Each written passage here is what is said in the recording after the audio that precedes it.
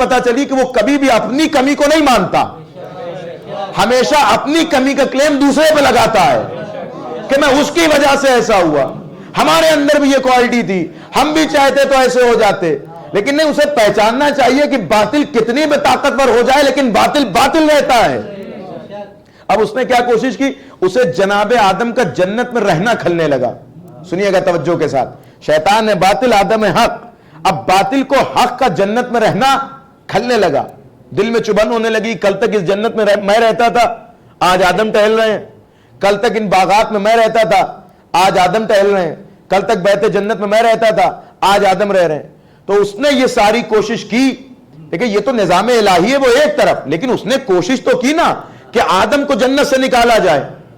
اس کا مطلب باطل کی ایک پہچان یہ ملی کہ باطل کو جب حق سے دشمنی ہوتی ہے تو وہ پہلے تو یہ دیکھتا ہے کہ حق کو بے گھر کیا جائے.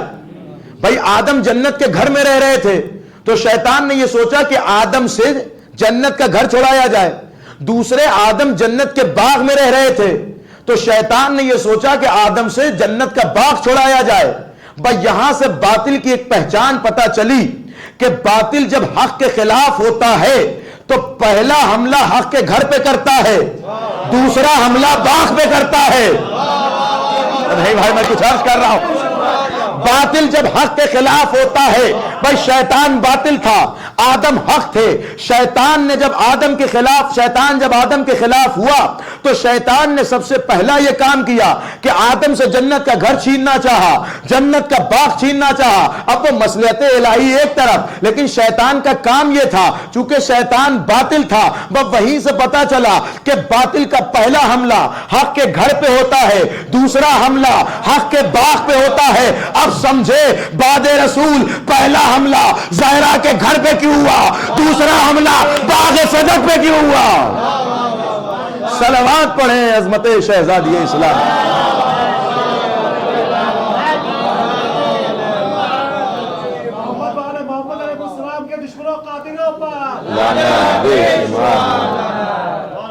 دیکھیں توجہ رکھیے گا, اللہ کے اوپر ضروری تھا کہ حق کو پہچانوائے اور باطل کو بھی پہچانوائے کہ یہ باطل ہے یہ حق. اب وہیں سے یہ سلسلہ شروع ہوا, آدم ابلیس, اس کے بعد آپ آئیے تو نوح اور کنعان, اس کے بعد آئیے تو ابراہیم و نمرود. ہر دور میں آپ کو ایک نہ ایک پرسنالٹی حق کی ملے گی اور باطل کا بھی کوئی نام لیوا ملے گا کہ صاحب یہ باطل ہے.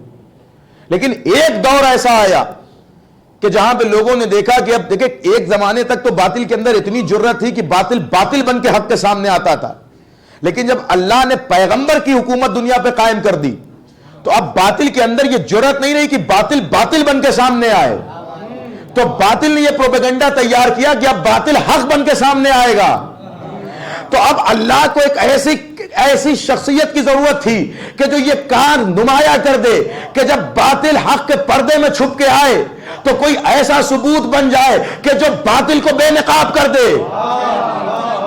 نہیں غور کیجئے گا, دیکھیں پیغمبر سے پہلے تک جو سلسلہ تاریخ ہے میں نے 2 لفظوں میں آپ کی خدمت میں بیان کر دیا. وہاں یہ تھا کہ باطل باطل بن کے آ رہا تھا, لیکن پیغمبر کے بعد باطل نے پالیسی چینج کی, کہا صاحب باطل باطل بن کے نہیں آئے گا بلکہ باطل حق کا لبادہ اوڑھ کے آئے گا. تو اللہ نے بھی پالیسی چینج کی. کل تک حق کو باطل کے سامنے ڈائریکٹ بھیجتا تھا, اب اللہ نے پالیسی ایسی چینج کی کہ قیامت تک ایک ایسی شخصیت کو بھیج دیا کہ جس کا خطبہ, جس کا کردار, جس کی تعریف, جس کی مجالس, جس کا ذکر قیامت تک باطل کو بے نقاب کرتا رہے گا. سمجھے جملہ متوجہ کروں آپ کو. ارے کل فاطمہ نے مدینے میں باطل کو بے نقاب کیا, آج عزائے فاطمیہ دنیا میں باطل کو بے نقاب کر رہا ہے. اب جملہ مکمل کروں. اسی طرح کل تک جو مدینے میں فاطمہ کا دشمن تھا آج ان کے پیروکار عزائے فاطمیہ کے دشمن بنتے چلے جا رہے ہیں. صلوات پڑھیں عظمت شہزادی اسلام.